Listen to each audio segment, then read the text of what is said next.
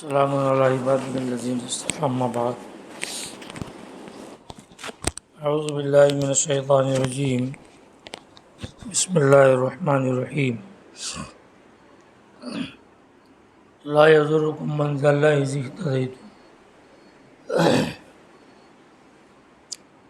بزرگان محترم اور عزیز نوجوانوں،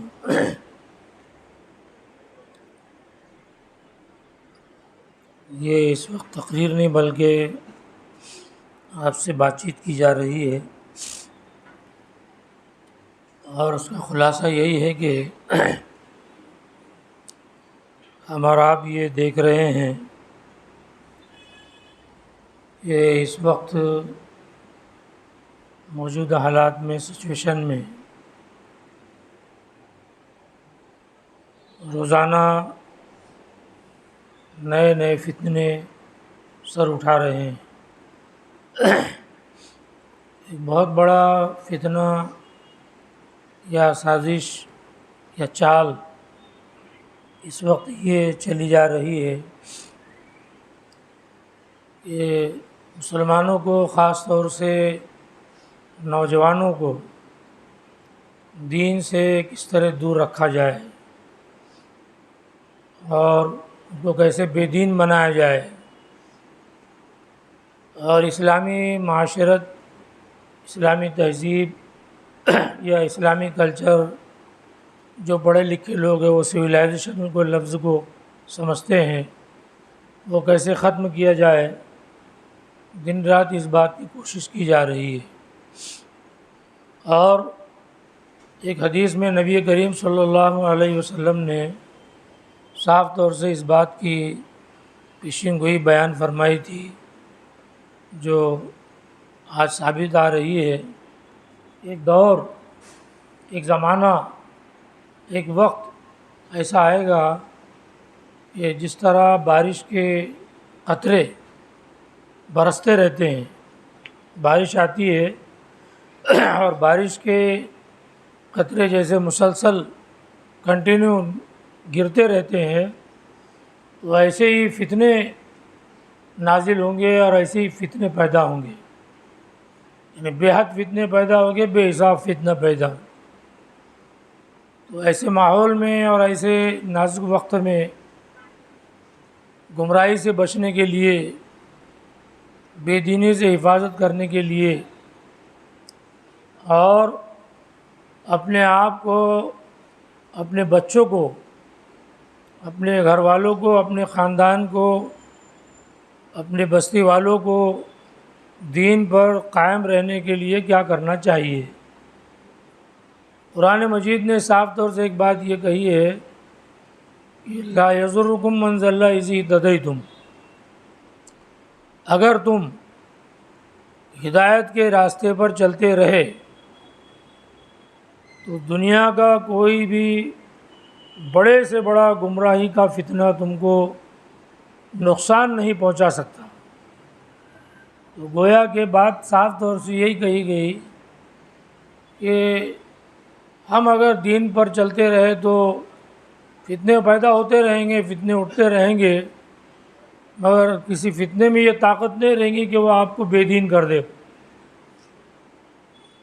آپ ہر طوفان کا منہ پھیر دیں گے اور ہر ہونے والی سازش ناکام ہو جائے گی، اور ہر کیا جانے والا ہونے والا منصوبہ خاک میں مل جائے گا۔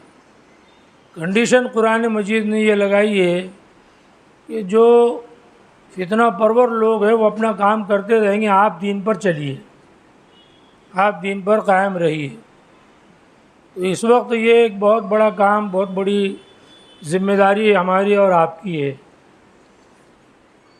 اور قرآن مجید نے صاف طور سے یہ بات بیان فرمائی ہے کہ دنیا میں تو 18,000 مخلوقات ہے، وہ پیدا ہوتی رہتی ہے، مرتی رہتی ہے، یہ سلسلہ تو جاری ہے۔ اور انسان جو ہے اس کا پیدا ہونا اور اس کا مرنا بے معنی نہیں ہے، یعنی ایسے ہی نہیں ہے کہ انسان کو اللہ تعالیٰ نے پیدا کیا اور پھر وہ مر گیا، اور اس کے پیدا کرنے کا مقصد کچھ نہیں تھا، اس کو پیدا ہونا تھا، وہ پیدا ہو گیا، اور مرنا تھا وہ مر گیا، ایسا نہیں ہے، بلکہ اللہ تعالیٰ نے فرمایا ہے کہ مقصد جو ہے انسان کی پیدائش کا، آپ کو جینا ضرور ہے، آپ کو کمانا بھی ہے، کھانا بھی ہے، شادی بھی کرنا ہے، بال بچے بھی پالنا ہے، پوسنا ہے، کاروبار بھی کرنا ہے، مگر اس کے ساتھ ساتھ آپ کو اپنے خالق اور مالک اور پیدا کرنے والے کو جاننا اور پہچاننا بھی ہے۔ قرآن مجید میں یہی بات کہی گئی کہ وما خلقت الجن والانس الا لیعبدون، کہ انسانوں اور جناتوں کو میں نے میری عبادت کے لیے پیدا کیا۔ حضرت عبداللہ ابن عباس رضی اللہ تعالیٰ عنہ جو قرآن کے بہت بڑے مفسر ہیں، انہوں نے لکھا ہے کہ اس کا مطلب یہ ہے کہ تاکہ وہ مجھ کو جانے پہچانے، معرفت جس کو آپ پڑھتے ہیں سنتے ہیں کہ اللہ کی معرفت، اللہ کی پہچان۔ ظاہر بات ہے کہ جو اللہ تعالیٰ کی معرفت حاصل کرے گا، جو اللہ تعالیٰ کو پہچاننے کا مطلب یہ ہے کہ وہ ہمارا خالق ہے، پہچاننے کا مطلب یہ ہے وہ ہمارا مالک ہے، وہ ہمارا رازق ہے، وہ عزت اور ذلت کا دینے والا ہے، وہ حکومت لینے اور چھیننے والا ہے، اس کے حیات میں ساری، اس کے قبضے قدرت میں حیات و موت ہے، اور وہ ہر چیز پر قادر ہے۔ یہ پہچاننے کا مطلب یہ ہے کہ ہم نے اللہ تعالیٰ کو اس طرح پہچانا ہے کہ وہ مالک الملک ہے اور وہ قاضی الحاجات ہے، ساری ضرورتوں کا وہ پورا کرنے والا ہے۔ تو یہ اللہ تعالیٰ کو پہچاننے کا مطلب ہے، اور جب ایسا ہے تو پھر ہم اسی کے آگے جھکیں گے اور اسی کی عبادت کریں گے، اسی کی فرما برداری کریں گے اور اسی کی اطاعت کریں گے۔ اور دیکھیے یہ تمام جو پریشانیاں ہیں اس کا حل یہی ہے کہ ہم اللہ تعالیٰ کی معرفت حاصل کریں۔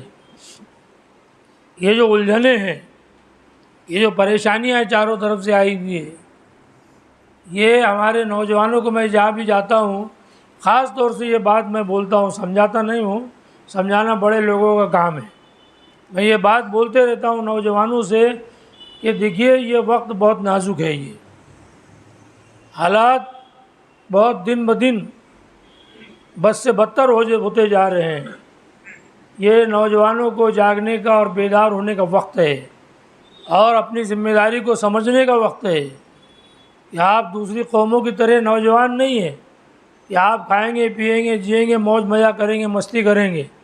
یہ ایک اسلام کے نوجوان کا شعار اور اسلام کے نوجوان کا طریقہ زندگی نہیں ہے، یہ اس کا کام اور ہے، اس کا مشن اور ہے، اس کی ذمہ داری اور ہے، اور اس کو ایک سچا پکا مسلمان ہونے کا ثبوت دینا ہے۔ اس میں اخلاق ہو، اس میں کردار ہو، اس میں اچھا کیریکٹر ہو، اس کی زبان اچھی ہو۔ ہم اور آپ یہ دیکھ رہے ہیں کہ اس وقت ماحول میں نوجوانوں کے حالات جو ہے ڈے بائی ڈے خراب سے خراب ہوتے جا رہے ہیں۔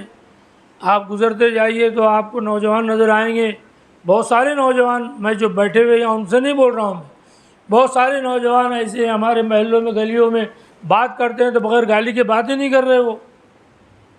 ایک عجیب و غریب بات ہے یہ، ایک مسلمان نوجوان ہے اور وہ جب دوستوں سے بھی بات کر رہا ہے تو وہ گالی دے بغیر بات نہیں کر رہا ہے، وہ ہنس کے گالی دے رہا ہے، لوگ ہنس کے بھی سن رہے ہیں۔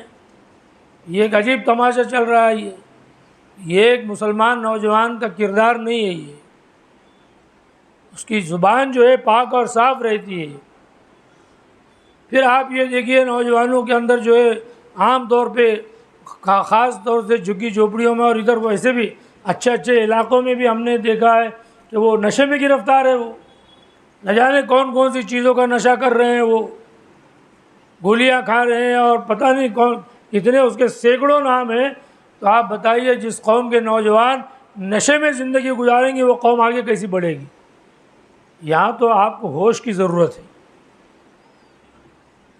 جو لوگ ہوش میں رہیں گے وہ آگے چلیں گے، اور جو لوگ نشے میں بدمست رہیں گے اس قوم کی تباہی میں کچھ شک اور شبہ نہیں ہے۔ یہ نشاور چیزوں کو، یہ ذمہ داری ہے ہمارے سماج میں اور معاشرے میں کہ ہم چل پھر کر یہ کام کریں، اپنے بچوں کو سمجھائے۔ 16 سال کے، 15 سال کے بچے پتہ نہیں کس کس لت میں مبتلا ہے۔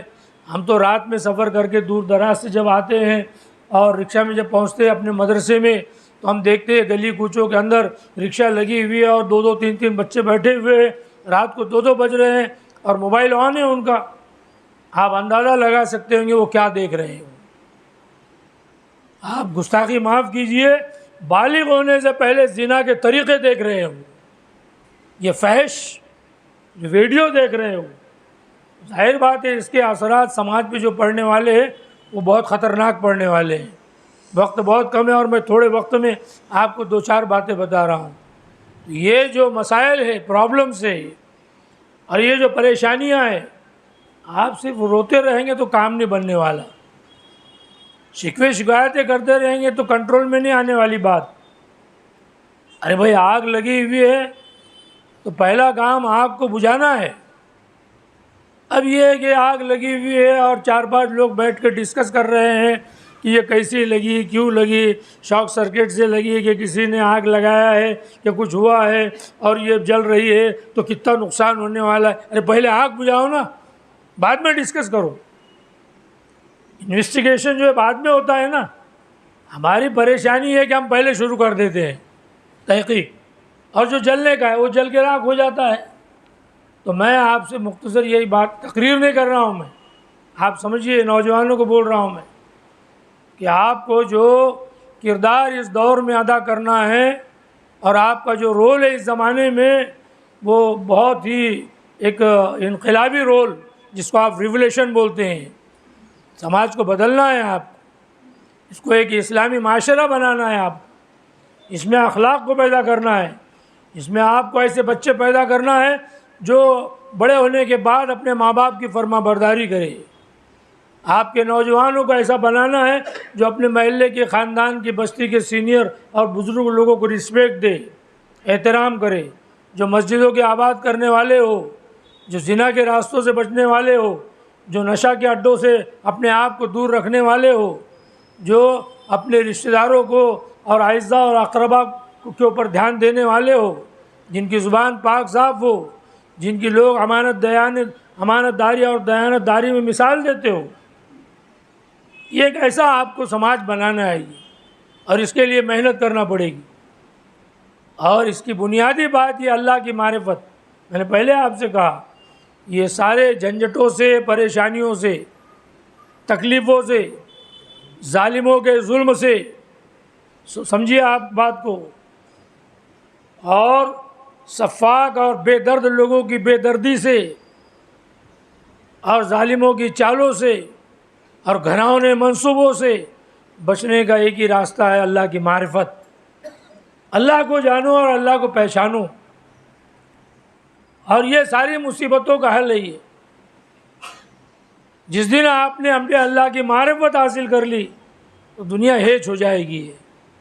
ابھی ہم ساری دنیا کو جانتے ہیں، رشیا کو جانتے ہیں، امریکہ کو جانتے ہیں، اس کو جانتے ہیں، اللہ کو جانتے ہیں، فلاں کو جانتے ہیں، صرف اللہ کو نہیں جانتے. ہم سب کو پہچانتے ہیں، ہم اللہ کو نہیں پہچانتے. ہم اس سے مسئلہ حل نہیں ہونے والا ہے. اللہ کو پہچانو. دیکھو میں آپ کو ایک واقعہ بتاتا ہوں، آخر میں چلتے چلتے آپ اس کو سن لیجئے، تھوڑی دیر باقی ہے. آپ نے تاریخ میں پڑھا ہوگا کہ سلطان محمود غزنوی کے زمانے میں چوریاں بہت ہو رہی تھی، چور پکڑے نہیں جا رہے تھے. روزانہ سلسلہ جاری تھا چوریاں ہونے کا. مملکت پریشان، سلطان بھی پریشان، فوج بھی پریشان، لوگ بھی پریشان. چوری ہو رہی ہے، چور پکڑے نہیں جا رہے ہیں. تو ایک دن سلطان نے رات کو بھیس بدل کر چکر لگانے کا ارادہ کیا. آدھی رات کے بعد اس نے بھیس بدلا، جو بھی کپڑے ہوں گے لوگ پہچانے نہیں کہ یہ سلطان ہے، اور وہ بھیس بدل کر ایسا نکل گیا دیکھنے کے لیے آدھی رات کے بعد. اس لیے کہ آدھی رات کے بعد جو ہے، دیکھیے آپ برا مت مانیے، یہ تو دور بدل گیا ہے. ابھی شریف بچے اور شریف گھرانے کے نوجوان اور شریف لوگ آدھی رات کے بعد جاگتے نہیں ہیں. اگر کچھ کام نہیں ہے تو وہ آپ کی شفٹنگ چل رہی ہے، یہ ایک الگ بات ہے. یہ انڈسٹریل ایریا ہو گیا، آئی ٹی کا زمانہ ہے تو یہ الگ بات ہے. پر واقعہ یہ ہے کہ آدھی رات کے بعد تو بچے اور نوجوان اور دوسرے لوگ جاگتے نہیں ہیں. وہ عشاء کی نماز ہو گئی, کھانا وانا کھا لیے, تھوڑا سا ادھر ادھر, پھر وہ آرام کرتے ہیں. اب ہمارے بچے رات کو 1-1 بجے گھر کو آتے ہیں, آپ کو دروازہ کھلا رکھنا پڑتا ہے. وہ آئیں گے, دروازہ کھولیں گے, سو جائیں گے, اور وہ بول کے جاتے ہیں کہ کڑی نہیں لگانا اندر سے. وہ گپ شپ مار کے جاتے ہیں. تو سلطان جب نکلا ایسا گشت کرنے کے لیے تو اس کو ایک جگہ 4-5 بیٹھے ہوئے لوگ نظر آئے اندھیرے میں, کہیں کونے کوپرے میں بیٹھے ہوں گے. ظاہر بات ہے وہ شریف لوگ تو ہے نہیں, وہ تو گھر کو رہتے ہیں آدھی رات کے بعد. تو یہ تو چور ہوں گے یہ, اور اس کو چور پکڑنا تھا. تب سلطان جو ہے ان کے پاس گیا, سلام کیا, تو اب وہ تو چور تھے وہ. تو انہوں نے پوچھا سلطان سے کہ بھئی آپ کون ہیں؟ تو سلطان نے کہا کہ میں بھی تمہارے جیسا ہوں. کیا کہا اس نے؟ میں بھی آپ بھی بولو نا یار, میں بھی تمہارے جیسا ہوں. اس کے ڈبل میننگ ہے اس کے. ایک تو تمہارے جیسا آدمی ہوں, تمہارے جیسا چور ہوں. اس کے دونوں معنی ہے. اب یہ چور تھے تو یہ سمجھے کہ یہ بھی چور ہے, جب تو بول رہا ہے میں تمہارے جیسا آدمی ہوں. ہاں ٹھیک ہے, اچھا چلو 5 سے بڑے 6, بیٹھیے آپ بھی بیٹھے. آپ بھی چور ہیں, ہم بھی چور ہیں. سلطان بھی بیٹھ گیا.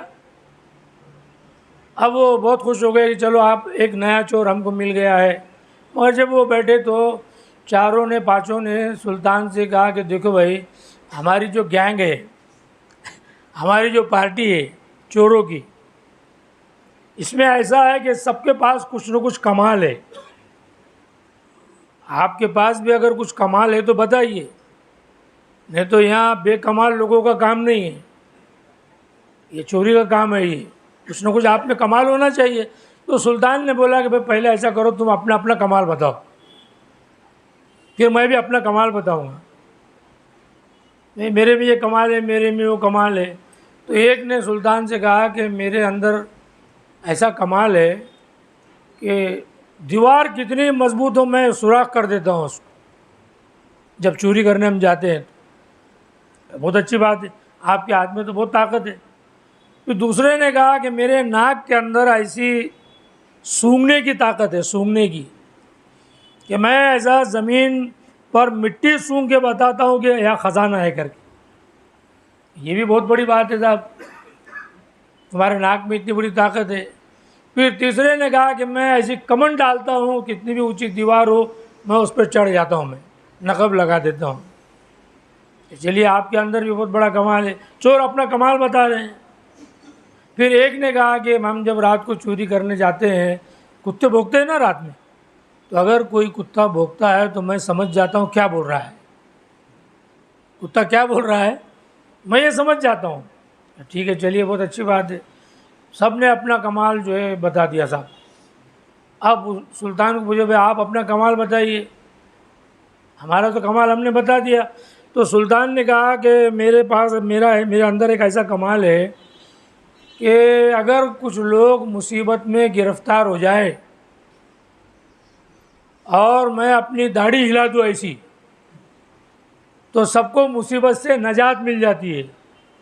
چوروں نے بولے آپ تو قطب ہے, آپ ہمارے قطب ہے, بہت بڑے آپ بولیے ہمارے تو, اس لیے کہ ہم ٹھہرے چور, بھائی آج نہیں کل پکڑے جائیں گے, ممکن ہے نا, مصیبت میں پڑ جائیں گے تو آپ ہمارے کام آئیں گے, داڑھی ہلا دیں گے تو ہم مصیبت سے بچ جائیں گے ہم.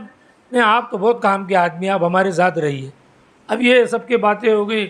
اور پھر اب یہ کہ چوروں نے کہا کہ بھائی مشورہ کرو آج ڈاکہ کہاں ڈالنا ہے. تو ایک نے بولا آج سلطان کے خزانے پہ ڈاکہ ڈال دیں گے. اس کے بھی کان کھڑے ہو گئے. سلطان بھی پریشان ہو گیا, اب کم بختوں کو آج ہمارا ہی خزانہ مل رہا ہے. اب یہ بول تو نہیں سکتا کچھ. ٹھیک ہے بھائی چلو ڈالنا ہے ڈال دو خزانے پہ ڈاکہ. اب یہ سب گئے, جس نے اس نے اپنا اپنا کمال بتا دیا صاحب, اور ڈاکہ ڈال دیے. مگر ڈاکہ ڈالنے سے پہلے جب وہ جا رہے تھے ڈاکہ ڈالنے کے لیے, تو ایک کتے نے بھونکا. تو ساتھیوں نے کہا کہ بھائی کتا کیا بول رہا ہے, آپ کو معلوم پڑتا ہے, آپ میں یہ کمال ہے, تو ذرا کتا کیا بھونک رہا ہے بول رہا ہے ذرا بولو. تو اس نے بولا کہ کتا بھونک رہا ہے بول رہا ہے بادشاہ بھی ہمارے ساتھ ہے.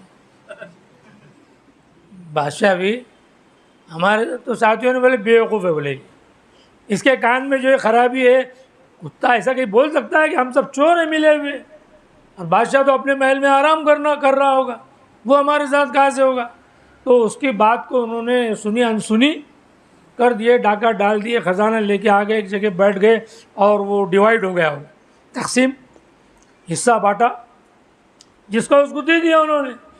تو سلطان نے رخصت ہونے سے پہلے بولا دیکھو بھائی، میں پہلی مرتبہ تمہارے پاس آیا ہوں اور تم بہت اچھے ساتھی ہیں، سب با کمال لوگ ہیں، مگر ایسا ہے کہ دوستوں کے اندر جو ہے کمیونیکیشن ہونا چاہیے، یعنی ایک دوسرے سے کانٹیکٹ، رابطہ ہونا چاہیے۔ تو اب میرے کو تو معلوم نہیں آپ چاروں لوگ کہاں رہتے ہیں، اور آپ کو بھی معلوم نہیں میں کہاں رہتا ہوں، تو اپنا اپنا ایڈریس دے دو۔ سلطان نے کیا کہا؟ پتہ اپنا اپنا لکھا دو۔ موبائل کے زمانے ہوتا تو نمبر لے لیتے تھے، اپنا اپنا ایڈریس دے دو۔ تو سب نے، چاروں نے اپنا اپنا ایڈریس بہت خوشی خوشی دے دیے، اور سب چلے گئے اپنے اپنے گھر کو۔ سلطان بھی آ گیا اپنے محل میں، صبح ہو گئی اور سلطان نے فوج کو بلایا اور وہ ایڈریس دے دیا، کم بختوں کو پکڑ کے لاؤ، بولے ایڈریس تو تھے نا چوروں۔ فوج گئی اور جہاں سے وہاں سے ان کو چاروں پانچوں کو پکڑ کے لایا گیا، ان دربار میں کھڑے کر دیا گیا اور ان کو پھانسی کی سزا سنا دی گئی۔ بہت دنوں سے پریشان کر رکھا ہے، یہ چور ملتے نہیں تھے، اب ملے، ان کو پھانسی پہ چڑھا دو۔ اب پھانسی ہونے سے پہلے یا لے جانے سے پہلے ایک نے اس میں سے کہا کہ دیکھیے بادشاہ سلامت، سب نے جو ہے اپنا اپنا کمال بتا دیا تھا چوروں نے، میں نے بھی ایک کمال بتایا تھا آپ کو رات میں، اور وہ یہ کمال میں نے آپ کو بتایا تھا کہ میرا کمال یہ ہے کہ میں جس کو رات کے اندھیرے میں دیکھ لیتا ہوں دن میں پہچان لیتا ہوں۔ رات کے اندھیرے میں جس کو میں دیکھتا ہوں اس کو دن میں پہچان لیتا ہوں میں۔ تو سلطان نے بولا کہنے کا مطلب کیا ہے؟ تو اس نے کہا کہ رات کو آپ ہی تھے ہمارے ساتھ، رات کو میں نے آپ کو دیکھ لیا تھا، تو دن میں آپ کو میں پہچان رہا ہوں کہ آپ ہی تھے رات کو جو ہمارے ساتھی بنے تھے چوروں کے ساتھ، میں نے آپ کو جان لیا، میں نے آپ کو پہچان لیا۔ سلطان محمود نے کہا کہ بہت اچھی بات ہے۔ پھر چاروں پانچوں نے مل کے یہ بات کہی کہ دیکھو رات میں سب نے اپنا اپنا کمال بتایا، چوروں نے سب نے بتا دیا، کتے کی آواز سننے والے نے بتا دیا، سونگھنے والے نے بتا دیا، ہاتھ کے کمال والے نے ہاتھ بتا دیا، سب نے اپنا اپنا کمال بتا دیا۔ آپ ہمارے رات کو ٹیمپروری کیوں نہ دوست تھے، آپ ساتھی تھے، جب سب نے اپنا اپنا کمال بتایا تو آپ کا بھی ایک کمال ہے جو رات میں آپ نے کہا تھا کہ جب کوئی مصیبت میں پھنس جاتا ہے میں اپنی داڑھی ہلا دیتا ہوں تو ان کو مصیبت سے نجات مل جاتی ہے۔ اب ہم کو پھانسی کی سزا ہو گئی ہے، آپ بھی اپنا کمال بتائیے، داڑھی ہلائیے، اپنا کمال بتائیے آپ۔ تو سلطان نے کہا کہ اس کے بعد چوری نہیں کریں گے، کہ نہیں ہم توبہ کرتے ہیں۔ سلطان نے ایسی داڑھی ہلا دیا کہ معاف، ان کی سزا معاف، پھانسی کی سزا معاف۔ تو مولانا روم رحمۃ اللہ علیہ نے یہ واقعہ لکھنے کے بعد اپنی کتاب میں لکھا ہے کہ جب ایک چور، ایک ڈاکو، ایک لٹیرا اپنی ظاہری جسمانی آنکھ سے، سر کی آنکھ سے بادشاہ کی معرفت حاصل کر لیتا ہے تو ان کی تکلیفیں اور پھانسی کی سزا دور ہو جاتی ہے۔ اگر کوئی انسان اپنے دل اور اپنے ضمیر، اپنے کانشنس اور اپنی عقل سے اللہ کی معرفت حاصل کر لے تو اس کی ساری پریشانیاں دور ہو جائیں گی، جیسے اس کی چوروں کی پریشانیاں دور ہو گئی تھی۔ تو بہرحال مختصر بات یہی آخر میں کہ یہ حالات، یہ وقت، یہ سچویشن، یہ ایسا نہیں ہے کہ آپ غفلت کی چادر اوڑھ کے سوتے رہے، ایسا وقت نہیں ہے۔ یہ جاگنے کا وقت ہے، اپنے آپ کو، اپنے نوجوانوں کو، ملت کے نوجوانوں کو مضبوط کرنے کا، دیندار بنانے کا وقت ہے۔ مسجدیں آباد کیجئے، خانقاہیں آباد کیجئے، مسجدوں سے محبت کیجئے۔ اپنے اپنے بستی میں جو بچوں کے انجمن چل رہے ہیں وہ انجمن کو مضبوط کیجئے، فکر کے ساتھ اپنے بچوں کو بھیجئے۔ آج ان کا جو مضبوط عقیدہ بنے گا وہ آگے چل کر ان کو بے دین ہونے سے بچائے گا، اور اسی طرح اپنے مدرسوں کو مضبوط کیجئے۔ دیکھیے یہ حالات جو ہے، میں تو کبھی اس سلسلے میں بیان کے لیے سوائے رمضان کے کہیں جاتا نہیں ہوں، مگر اس وقت میں آپ کی خدمت میں اس لیے